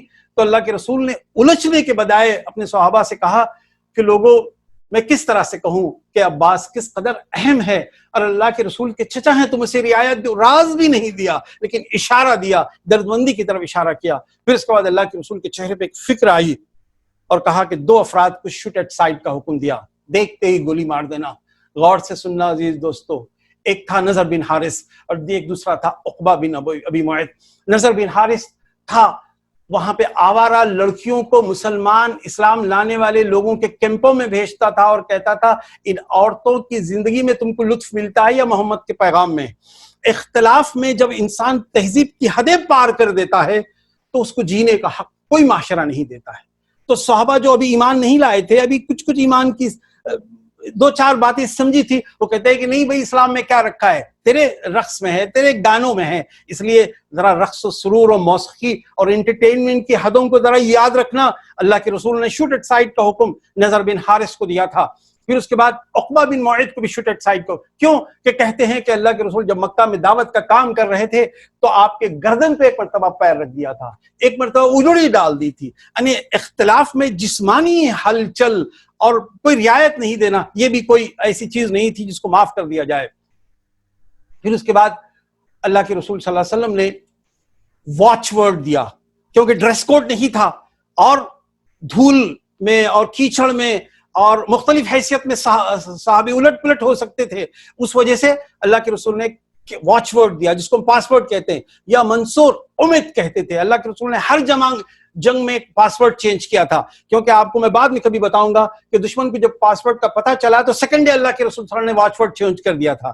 پھر اس کے بعد اللہ کے رسول نے سب کی کمروں میں کھجوریں باندھ دی, اب یہ آگے بڑھنے لگے. اب اس کے بعد صفیں تیری ہو رہی تھی, لکڑی ہاتھ میں تھی. ایک عجیب منظر ہے, یاد رکھیے گا, لے جائیے گا یاد کی روشن سطح پر, اس کو سنبھالیے. ایک اہم واقعہ آپ کے سامنے رکھنے جا رہا ہوں کہ اللہ کے رسول کے ہاتھ میں ایک چھوٹی سی لکڑی ہے, کہ کہا صفیں درست کرو, جنگ میں سیدھی کر رہے ہیں. حضرت زید بن سعانہ جو ہے, سواد بن غزیہ رضی اللہ تعالیٰ عنہ سب سے بالکل آگے نکل کے آئے ہیں, اور پتہ نہیں تھا ان کو کیا ہو رہا ہے. اوپر لباس بھی نہیں ہے, خالی تہبند ہے اور ایک چادر ہے. حضرت سواد آگے ہیں اور اللہ کے رسول نے مارا تو حضرت سواد نے کہا اللہ کے رسول ظلم ہوا میری ذات پر, لکڑی کا مار کاری لگا ہے, میں اس وقت فوراً بدلہ چاہتا ہوں. صحابہ میں سنسنی تاری ہو گئی. فاروق اعظم نے تلوار سونت لی, اللہ کے رسول کے ابرو کے اشارے سے رک گئے. کہا کہ اپنی صفوں میں منافقین تو نہیں. کہا سواد کیا چاہتے ہو, وقت بڑا کم ہے, نازک گھڑیاں ہیں, دشمن ہلہ بولنے والا ہے.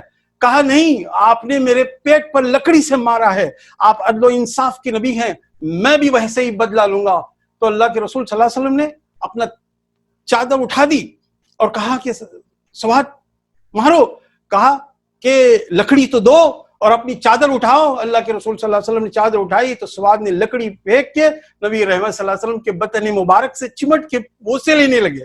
صحابہ اکرام پر گریہ طاری ہو گیا. اللہ کے رسول صلی اللہ علیہ وسلم نے کہا سواد ابھی تو یہ معاملہ تھا, ابھی کیا ہوا؟ اللہ کے رسول اس وقت تو اگر کوئی چیز یاد آ رہی ہے تو یہ ہے کہ اب تو جدتوں میں ملاقات ہوگی, لیکن بدن کا لمس کہاں ملے گا, آپ کی پسینے کی خوشبو کہاں سے ملے گی؟ ایک بار جی چاہتا تھا کہ چمٹ کے آپ کو چوم لو. دوستوں, مورخین کہتے ہیں کہ مرنے والا کہتا لوگو میرے بچوں سے یہ کہنا, لوگو میری وراثت میں یہ کہنا.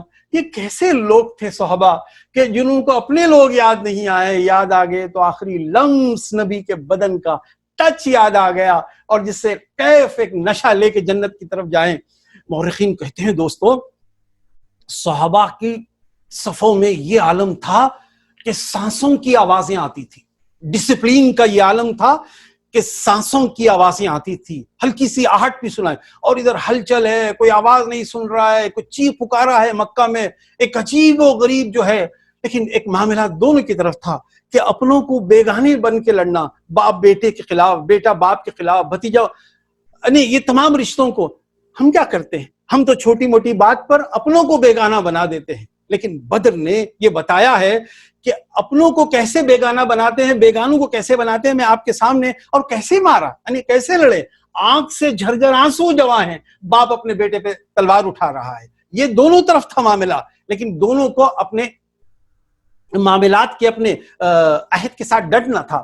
عزیز دوستو, ڈیتھ اسکواڈ کا جو تصور ہے وہ ہمیشہ مشرکین میں رہا ہے. میں اس کی تفصیل میں نہیں جاؤں گا فقہ ہے کی. خود کش جو دستہ ہوتا ہے کہ جان دے دینا, مر جانا, ہلاک ہو جانا, یہ جو دستہ, یہ رویہ ہے زیادہ تر غیر مسلموں میں رہا, مسلمانوں میں نہیں ہے یہ رویہ. میں اس کی تفصیل میں نہیں جا رہا ہوں, احتیاط سے ایک بات کر رہا ہوں کہ مکہ کا ایک شخص اس نے کہا کہ میں ڈیتھ اسکواڈ, سوسائڈ اٹیمپٹ کرتا ہوں. کیا کرتا ہوں؟ اسود بن عبد الاسد مخزومی, بنو مخزوم کا, وہی ابو جہل کے خاندان کا فرد ہے. اس نے کہا کہ میں ایک کام کرتا ہوں کہ مسلمانوں کے استعمال میں جو کنواں ہے اس میں کودوں گا, جب میں کودوں گا تو یا تو مجھ پہ حملہ ہوگا تو میں ان کا پانی پورا خراب کر دوں گا. ویسے ہی ہوا, مسلمانوں کے بالکل قریب جو کنواں اللہ کے رسول صلی اللہ علیہ وسلم نے روک لیا تھا ایک دن پہلے, اور وہاں پہ وہ آیا, حضرت امیر حمزہ وہاں پہ آگے بڑھے, ایک تلوار سے مارا, اس کی پیر کٹا, پھر اس کے بعد اور آگے بڑھا, لیکن وہ ایک چھوٹا سا کنواں اس نے ضائع کر دیا. پتہ چلا کہ جنگ بہادری سے لڑنے کے بجائے بزدلانہ رویوں سے انسانی ریسورسز کو تباہ کرنے کا جو رویہ ہے وہ اسلام کا رویہ نہیں ہے. یہ ایک مشرکانہ ذہن تھا. اب آئیے اس کے بعد مکہ سے عتبہ، شیبہ، ولید یہ آگے آئے اور آ کے زرا میں ڈوبے ہوئے تھے، اور اللہ کے رسول صلی اللہ علیہ وسلم سے کہا کہ اللہ کے محمد لاؤ بھیجو ہمارے ساتھ. تو مکہ کے جو ہے ایک خاتون ہے افرا، کبھی یاد رکھیے ہمیں موقع ملے گا تو اس خاتون کی بارے میں ہم ایک نشست کریں گے. اس خاتون کے 7 بیٹے تھے اس جنگ میں. اس خاتون کی شادی پہلے جس شخص سے ہوئی تھی اس کے 3 بیٹے اور اس کے بعد میں اس کے 4 بیٹے تھے. اچھا اس میں سے وہ بھی تھے جو اللہ کے رسول کو دیکھا نہیں تھا لیکن سنتے تھے. جب اللہ کے رسول کا مدینے سے آنے سے پہلے یہ مکہ میں یوں کیا کرتا تھا، ابو جہل ستایا کرتا تھا، یہ واقعات ہیں.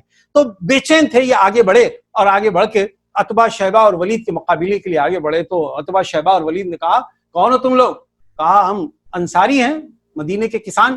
تو کہا جاؤ محمد صلی اللہ علیہ وسلم چالاکی کرتے ہیں اور انہوں نے اب ہمارے برابر کے لوگوں کو نہیں بھیجا، اب تم کو لڑانا چاہتے ہیں، جاؤ محمد اپنے برابر کے بھیجو. اللہ کے رسول نے کہا علی آگے آؤ، کون برابر ہو سکتا ہے؟ اللہ کے رسول کا داماد اور بیٹا جیسی شخصیت سیدنا علی کو آواز دی. پھر اس کے بعد اپنے ہی خاندان کے عبیدہ بن حارث بن مطلب کو آواز دی، کہا عبیدہ تشریف لے آؤ. پھر اس کے بعد حضرت حمزہ کو، 3 اپنے خاندان کے سرکردہ، یعنی مسلمانوں کا یہ عالم ہے کہ جیسے کہ دل ان کا آسمان کی طرف، عرش کی طرف ہے. اب یہ مقابلہ شروع ہوتا ہے. حضار محفل عجیب معاملہ ہے، لڑائی اس قدر عجیب ہنر مندی سے ہوتی ہے. سر سے پیر تک زرا میں وہ لوگ ڈوبے ہیں، یہ لوگ نہتے ہیں، صرف ان کے پاس تلوار ہیں. حمزہ عتبہ کا کام کر دیتے ہیں. پھر اس کے بعد شیبہ جو ہے ابو عبیدہ کے ساتھ تھوڑی سی لڑائی آگے پیچھے ہوتی ہے، لیکن علی جو ہے ولید، علی رضی اللہ تعالیٰ عنہ ولید کو ٹھنڈا کر دیتے ہیں. پھر آگے جا کے شیبہ کے اپنے کبھی ٹھنڈا کر دیتے ہیں. یعنی مختصر یہ مکہ کے 3 لوگ ہلاک ہوتے ہیں اور مدینہ منورہ کے حضرت عبیدہ بن حارث کو ایک کاری زخم لگتا ہے. اور یہیں پہ میں کہنا چاہوں گا پہلے مسلمان زخمی یہی ہے اور شہید راستے میں ہو جاتے ہیں. یہ ایک واقعہ ہوتا ہے. اب جو ہے اب مکہ والوں کے دل بیٹھ گئے کہ یہ کیا ہو گیا، ہمارے 3 بڑے سردار کام آ گئے. انہیں آندھیاں چلنے لگی، ایک طوفان ان کے ذہن میں آ گیا. اب لڑائی جو ہے مکس ہونے لگی. اب اس لڑائی میں کیا ہوا، میں 2-3 واقعات آپ کے سامنے رکھوں گا. پانی لانے کے لیے ایک صحابی جاتے ہیں، حارثہ بن قیس. اچھا میں رشتوں کا نام اس لیے کہنا چاہتا ہوں عزیز دوستو، مجھے یہاں پہ ایک ننند بھاوج یاد آ جاتی.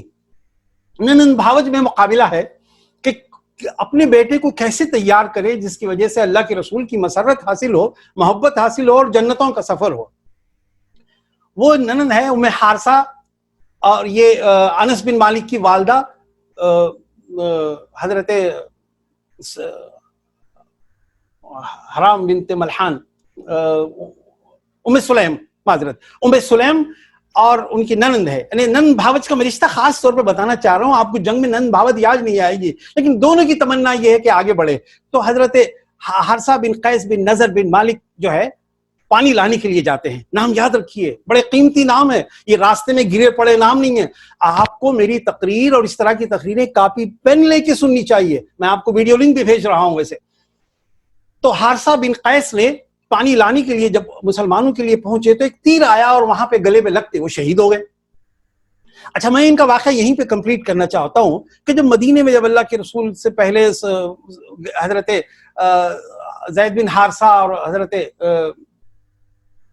زید بن حارثہ جب پہنچے اور جب پتہ چلی ہم جنگ جیت گئے، تو جب حضرت ام حارثہ نے کہا بتاؤ میرے بیٹے کا کیا ہوا، کہا آپ کے بیٹے کو تیر آیا، وہ وہیں پہ ڈھیر ہو گیا، شہید ہو گیا. تو انہوں نے کہا کہ میں اب روؤں گی نہیں، غم نہیں مناؤں گی، نہ خوشی مناؤں گی شہادت کی. میں اللہ کے رسول سے پوچھوں گی کہ کیا اسے شہادت کی موت کہتے ہیں. تو اللہ کے رسول صلی اللہ علیہ وسلم نے ایک لمحہ، اللہ کے رسول صلی اللہ علیہ وسلم نے، اچھا یہ ہوا کہ میں آپ کے سامنے اسی انداز میں رکھوں گا. اللہ کے رسول صلی اللہ علیہ وسلم کو یہ زید بن حارثہ بن قیس کی والدہ نے پوچھا اللہ کے رسول میرے بیٹے کو تیر کے لگنے سے موت ہوئی پانی لاتے ہوئے، کیا آپ اس کو شہادت کی موت کہیں گے؟ تو اللہ کے رسول صلی اللہ علیہ وسلم نے جو بات کہی وہ اتنی اعلیٰ ترین بات ہے کہ اللہ کے رسول نے کہا ام حارثہ تم جنتوں کی بات کرتی ہو اپنے بیٹے کے لیے، وہ تو جنت کے ایسے عظیم الشان درجات پر اس وقت اللہ کی نعمتوں سے بہرور ہے کہ تم اس کا ذکر کیسے کروں میں اس کی نعمتوں کا. اچھا یہ وہی حارثہ بن قیس ہے جس کو اللہ کے رسول صلی اللہ علیہ وسلم نے ایک مرتبہ پوچھا تھا حارثہ کیسے زندگی گزر رہی ہے؟ کہ اللہ کے رسول جاگتی آنکھوں سے اللہ کا عرش دیکھتا ہوں. اور جنتوں کا بڑا کھلا واضح تصور ہے، زندگی کی پوری حقیقت مقصد حیات کھل کے سامنے آ گئی۔ تو اللہ کے رسول نے اس نوجوان کی آنکھوں کو دیکھ کے کہا کہ تم نے بہت بڑی بات کہہ دی اور تمہیں خاص قسم کی توفیق اللہ نے دی۔ کہا اللہ کے رسول اگر آپ خوش ہیں تو میرے لیے شہادت کی دعا مانگے۔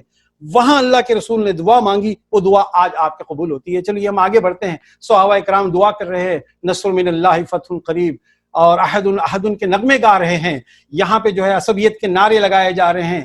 آگے آگے بات بڑھتی ہے۔ حضرت عمیر بن حمام رضی اللہ تعالیٰ عنہ کہیں ایک لڑائی کے درمیان جگ کے کمر سے اپنے تھوڑے سے کھجور نکال کے کھا رہے ہیں۔ اللہ کے رسول کی چھوٹی چھوٹی تقریر کے ٹکڑے ہیں۔ کہا لوگوں زمینوں پہ جنتوں بک چکی ہیں، آگے بڑھو اور جنتوں کو اپنے نام کرو۔ اے قریش اٹھو، اے نبی کے خاندان والے اٹھو کہ دیکھو اس وقت تمہاری اپنی ذمہ داریوں کو پورا کرنے کا وقت ہے، دیکھو اللہ کی نصرتیں آ رہی۔ چھوٹے جملے ملتے ہیں۔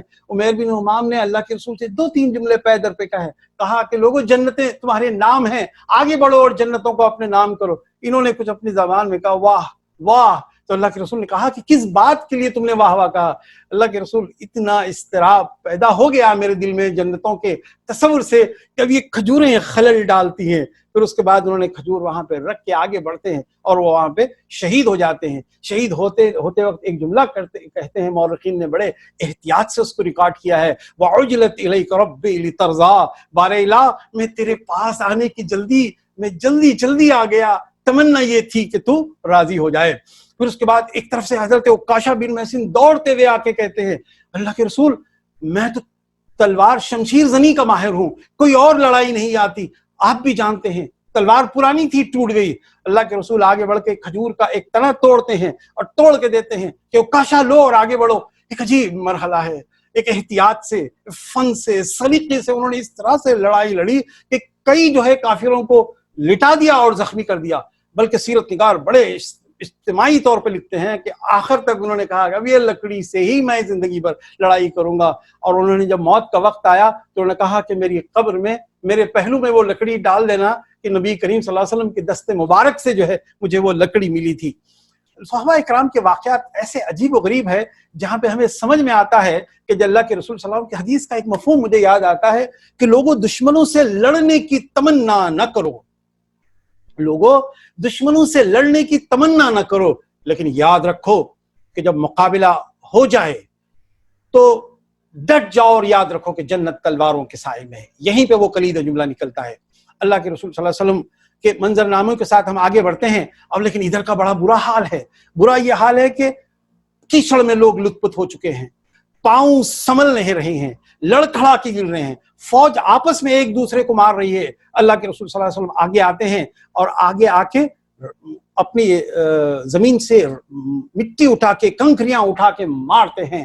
قرآن نے اس منظر کو لکھا ہے، ریکارڈ کر دیا ہے، وَمَا رَمَيْتَ إِذْ رَمَيْتَ وَلَٰكِنَّ اللَّهَ رَمَىٰ، کہ اے نبی کریم صلی اللہ علیہ وسلم آپ نے کنکریاں نہیں مانی، ہم نے ماری ہے۔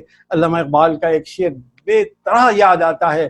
میں اس آیت کی صورت گری میں علامہ اقبال نے اتنی پیاری بات ہے کہ ہاتھ ہے اللہ کا بندے مومن کا ہاتھ ہے اللہ کا بندے مومن کا ہاتھ، کارے کشا وہ کار آفریں وہ کار ساز، یعنی سب کچھ گتھیاں ہل جاتا ہے اللہ جب بندہ اقدام کرتا ہے۔ اب مکہ والوں کا منظر عجیب غریب ہے۔ اب زمین کیچڑ آلود ہو گئی، بدن آلود ہو گیا، کیچڑ میں لت پت ہو گئے۔ اب اوپر سے زرہ پھینکا، جھلم پھینکا، خود پھینکا اور دستانے پھینکے، ترکش بھی پھینکا، تھوڑی دور جانے کے بعد تیر بھی پھینکا، تھوڑی دور جانے کے بعد تلواری بھی پھینکی۔ اب کیا ہو گیا؟ 850 مکہ کے لوگ بے سمت بھاگنے لگے۔ اب مقابلہ آگے پیچھے ہو گیا۔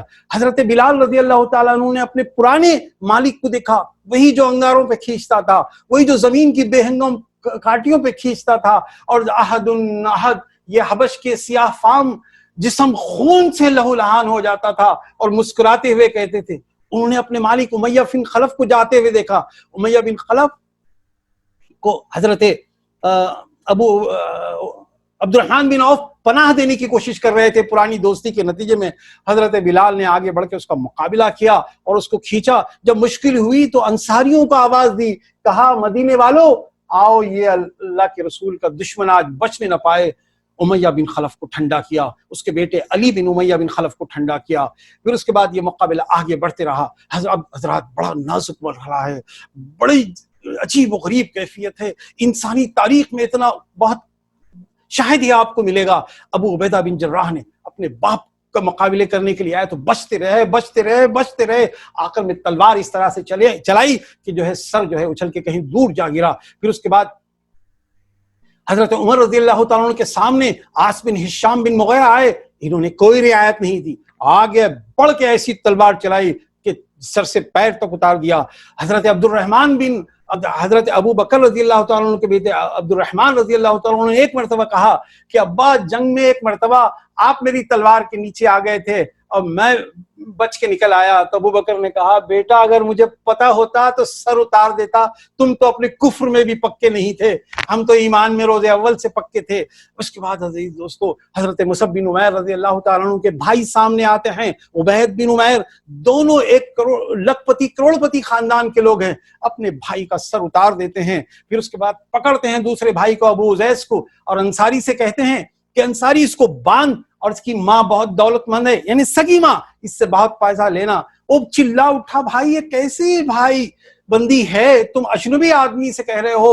مجھے آل عمران کی ایک آیت یاد آتی ہے، ام حسبتم ان تترکوا ولما يعلم الله الذين جاهدوا منكم ولم يتخذوا من دون الله ولرسوله وللمؤمنين ليجة واللہ خبیر بما تعملون.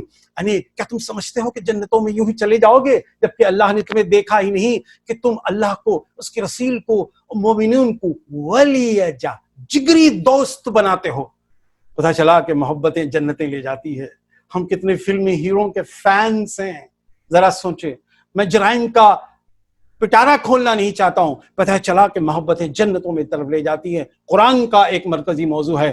اچھی بات، اس کے بعد جنگ ہو رہی ہے، اس کا جنگ آہستہ آہستہ سمٹنے لگتی ہے. قیدی 70 گرفتار ہوتے ہیں، 850 لوگ بے سمت بھاگتے ہیں. اللہ کے رسول صلی اللہ علیہ وسلم وہاں پہ 3 دن قیام بھی کیے. وہاں پہ ایک صحابی 70 جو ہے مکہ کے قیدی ہیں. کون ہیں؟ عقیل بن ابی طالب بھی ہیں، سہیل بن عمرو بھی ہیں، اور نذر بن حارث بھی ہے، عقبہ بن نبی میں بہت سارے، عباس بھی ہیں. یہ تمام قیدیوں کا قافلہ آگے جا رہا ہے. وہاں پہ ایک نوجوان کا ایک جملہ میں آپ کے سامنے رکھنا چاہوں گا. نوجوان کا نام ہے سلمہ بن سلامہ رضی اللہ تعالیٰ عنہ، مدینے کا نوجوان ہے. اس کو ایک دوست نے کہا کہ مبارک ہو دوست، ہم جیت گئے، اللہ نے ہمارے نام نصرت لکھ دی، فتح لکھ دی.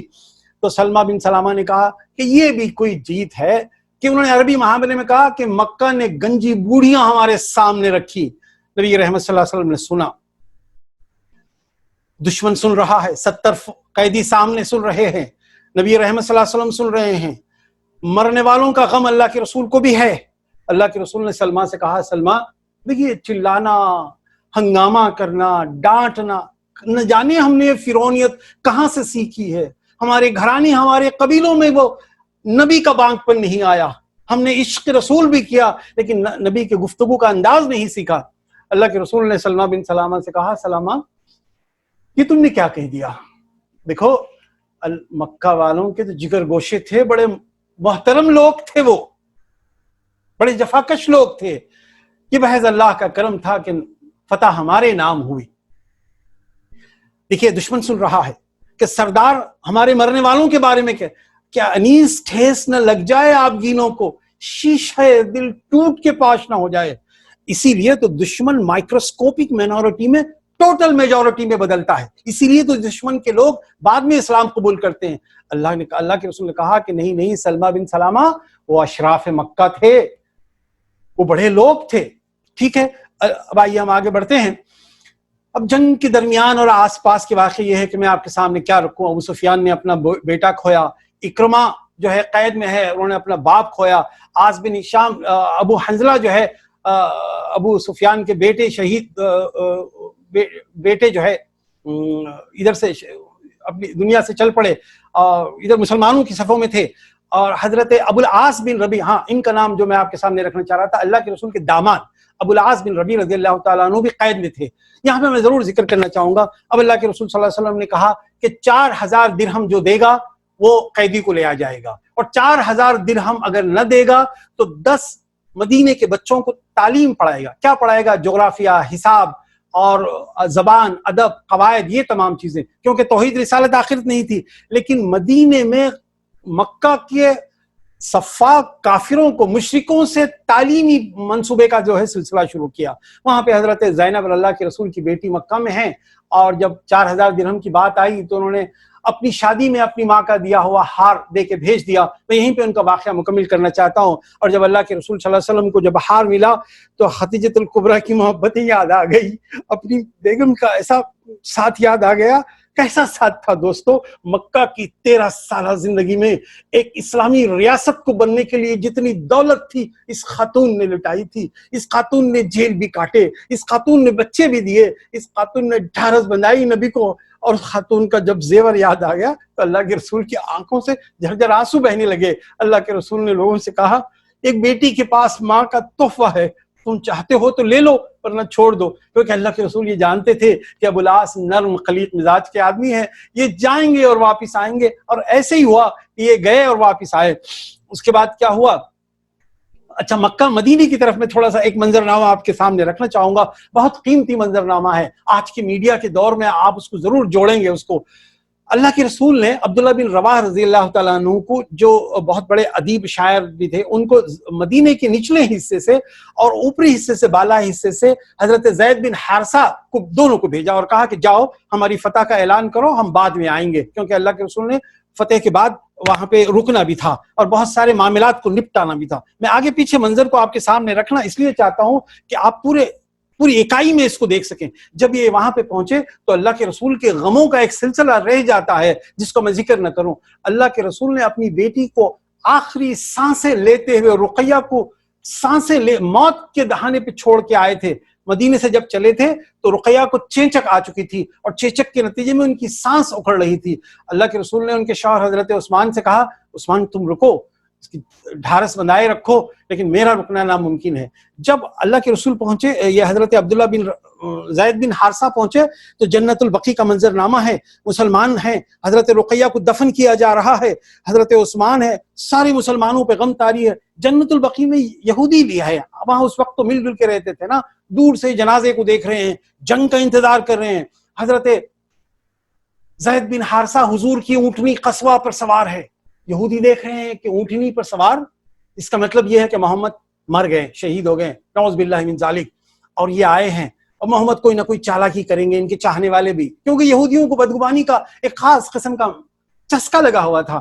اب آئے اور حضرت زید بن حارثہ نے کہا کہ مبارک ہو مسلمانوں، ہم جیت گئے۔ جنازہ تھا اس لیے احتیاط سے بات کی ہے، سرگوشی سے بات کی، ہاں ہم جیت گئے، اللہ نے ہمیں فتح دے دی۔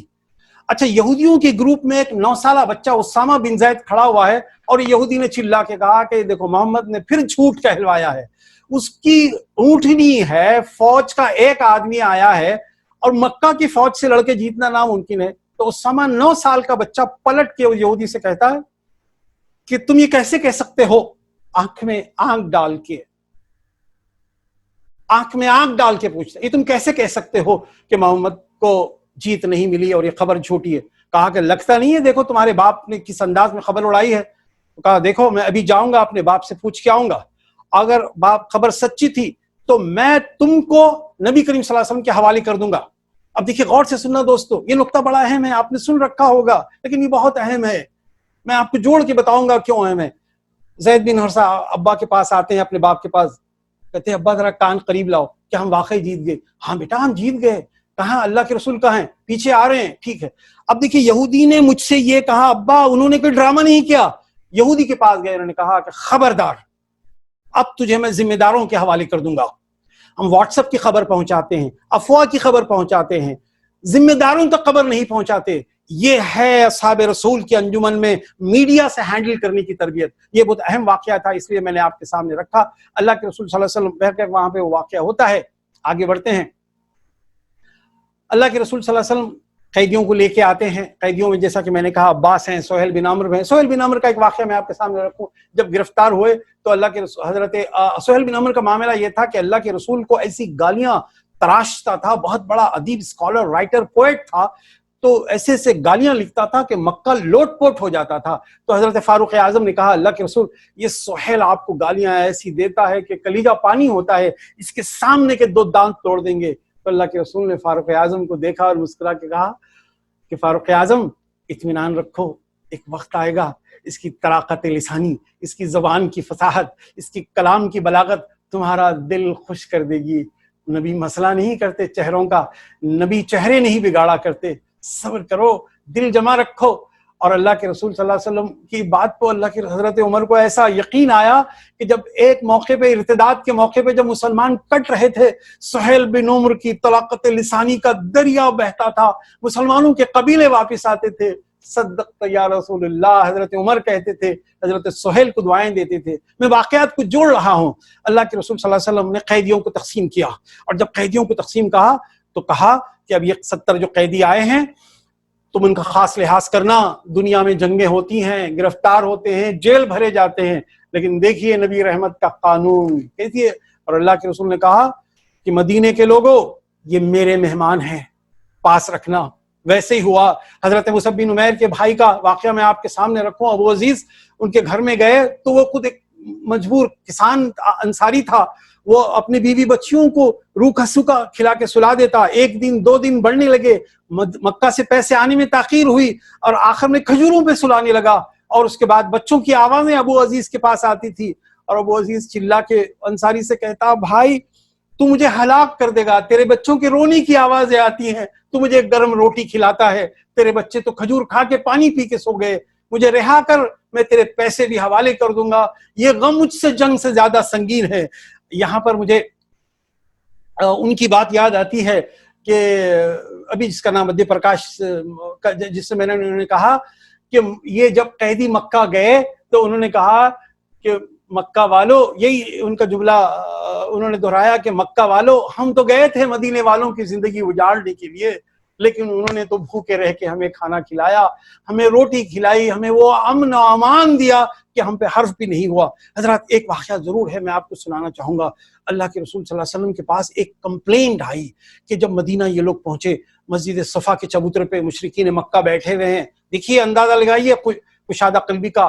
بعد میں جو کچھ بھی فقہ میں تبدیلیاں آئی ہیں میں اس کے بارے میں کچھ نہیں کہوں گا. تعلیم کی اہمیت کو دیکھیے, 4000 دے یا 10 بچوں کو پڑھائے. 10 بچوں کو پڑھاتے ہوئے ایک قیدی نے زناٹے دار اپنے مسلمان کے بچے کو چماٹا مارا, ایسا چانٹا مارا کہ بچے نے اپنے باپ سے کہا اور باپ نے اپنے صحابہ سے کہا کہ بھائی مدینے کے مکہ کے جو قیدی ہیں اپنا غصہ نکال رہے ہیں, ہمارے بچوں کو حساب کتاب اردو اپنے زبان و ادب عربی سکھاتے ہوئے مار پیٹ رہے ہیں. تو اللہ کے رسول سے کہا, بات پہنچی تو اللہ کے رسول کو جب پہنچی تو اللہ کے رسول نے کہا کہ بھائی ان سے تم جا کے کہہ دینا اس قیدی سے کہ مسلمان اپنے بچوں کو مارا نہیں کرتے, ہم بات کرتے ہیں اپنے بچوں سے. عزیز دوستو کتنا اہم جملہ ہے یہ کہ کیسی محبت لٹائی اللہ کے رسول نے تربیت کے نظام میں, لیکن آج ہم کیا ایک کرتے ہیں. اچھا یہ ایک چھوٹا سا اور اہم واقعہ, جب 4000 درہم کی بار بار تکرار سنی تو عمرو بن عبداللہ نام کا مکہ کا ایک شخص آیا, واقعی غریب آدمی تھا. اس نے آ کے محمد صلی اللہ علیہ وسلم سے کہا محمد مجھے آپ سے بات کرنی ہے. کہا کہ کیا بات کرو گے, جب تک کہ تم 4000 درہم انتظام نہیں کرو گے, تم آئے تھے نا ہمیں مٹانے کے لیے. تو کہا وہ تو آیا تھا میں, لیکن میں غریب بھی تو ہوں, میں کہاں سے پیسے لاؤں. تو اللہ کے رسول صلی اللہ علیہ وسلم نے اس کا مدعا سنا اور وہ بولتے جا رہا تھا محمد میں بیٹیوں والا ہوں, میری اتنی بیٹیاں ہیں کہ ان کی پرورش مجھ سے نہیں ہوتی, اب میں کہاں سے اتنی دولت اکٹھی کروں اور لاؤں. اللہ کے رسول صلی اللہ علیہ وسلم کو اپنی بیٹیاں بھی یاد آ گئی, پوری امت کی بیٹیاں یاد آ گئی. اس کہا عمرو بن عبداللہ میرے قریب آؤ, سچ کہو کہ تمہارے پاس وسائل نہیں. کہا اللہ کے رسول مکہ والوں سے اور مدینے والوں سے پوچھ لیجئے, میری غربت کا حال سب کو معلوم ہے, سب کو معلوم ہے کہ میں بیٹیوں والا ہوں, میری بیٹیاں گھر رہتی ہیں, میں محنت کرتا ہوں. کہا تو پھر آؤ تم وعدہ کرو, ہم تمہیں بغیر پیسوں کے چھوڑ دیں گے, اب مخالفت میں اپنی جان نہ کھپاؤ. انہوں نے کہا میں وعدہ کرتا ہوں کہ مخالفت میں آپ کی جان نہیں کھپاؤں گا, اسلام کی مخالفت نہیں کروں گا. اور ایک نرم چشمہ اس کے دل میں محبت کا پھوٹا, وہ بعد میں جا کے اللہ کے رسول صلی اللہ علیہ وسلم کے دین حق پر ایمان بھی لے آیا. حضرات اب آئیے ہم آگے بڑھتے ہیں کہ رات کا وہ منظر تھا, وہ منظر تو بارہا گزر بھی چکا تھا کہ اللہ کے رسول صلی اللہ علیہ وسلم نے قیدیوں کی رسیاں بھی ڈھیلی کی تھی, قیدیوں کو کہا تھا ان کو رعایت دے دو. اللہ کے رسول صلی اللہ علیہ وسلم سو نہیں سک رہے تھے اپنے چچا عبد المطلب کی رسیوں کو دیکھ کر. پھر اچھا ادھر مکہ کی طرف چلتے ہیں. پورے عرب میں یہ بات ہو گئی کہ کعبے والے ہار گئے، دیوتی دیوتا رکھنے والے ہار گئے، پوجا پاٹ کرنے والے ہار گئے، اب ان کا جو ہے بچنے والا نہیں ہوا۔ اچھا ادھر مدینے کی طرف چلتے ہیں۔ مدینے میں عبداللہ بن ابی اب تک جو ایمان نہیں لایا تھا، اس نے کہا کہ ہم ایمان لاتے ہیں۔ منافقوں کی ایک نئی ٹولی بننے لگی۔ حضرات ہم کبھی یہ نہ سوچے کہ مدینہ ایک نور کی بستی ہے اور سب کچھ خیریت سے ہے۔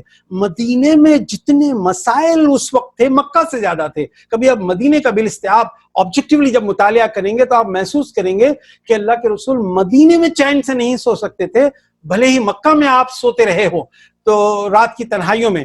پھر عبداللہ بن سلول ادھر منافقین کی ایک پارٹی بنا کے اعلان کرتا ہے، کیونکہ یاد رکھیے کہ کوئی بڑا ریولیوشن کاؤنٹر ریولیوشن آتا ہے۔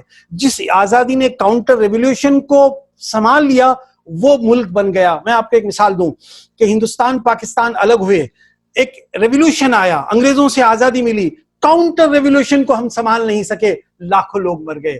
اسلام آیا، اللہ کے رسول چلے گئے، کاؤنٹر ریولیوشن آیا ارتداد کا، اس کو بچانے کے لیے فاروق صدیق اکبر اور صحابہ آئے، اسلام بچ گیا۔ جس نے ریولیوشن پر تمانیت اپنائی وہ آدھی جیت کے بعد ہار جاتا ہے۔ یاد رکھیے ایک بڑے انقلاب کے بعد ایک دوسرا ایک ثانوی انقلاب آتا ہے، اس کو سمجھنا ضروری ہے۔ اب مکہ میں لوگ جاتے ہیں، حیثمان خزائی نام کا ایک شخص جا کے امیہ بن خلف کے بیٹے صفوان بن امیہ بن خلف کو کہتا ہے کہ تیرا باپ مر گیا، تیرا بھائی مر گیا۔ اب لوگ پریشان ہو جاتے ہیں، یقین نہیں کرتے، لیکن بہرکیف اس کو آخر میں یقین کرنا پڑتا ہے۔ اب آئیے میں اپنی بات کو سمیٹ رہا ہوں، میرے پاس وقت بالکل کم ہے، بلکہ تو آج میں نے آپ سے ابتدا میں کہنے کا اجازت دینی چاہیے تھی کہ میں آپ کے سامنے کچھ وقت زیادہ 10 منٹ میں اپنی بات کو سمیٹ دوں گا۔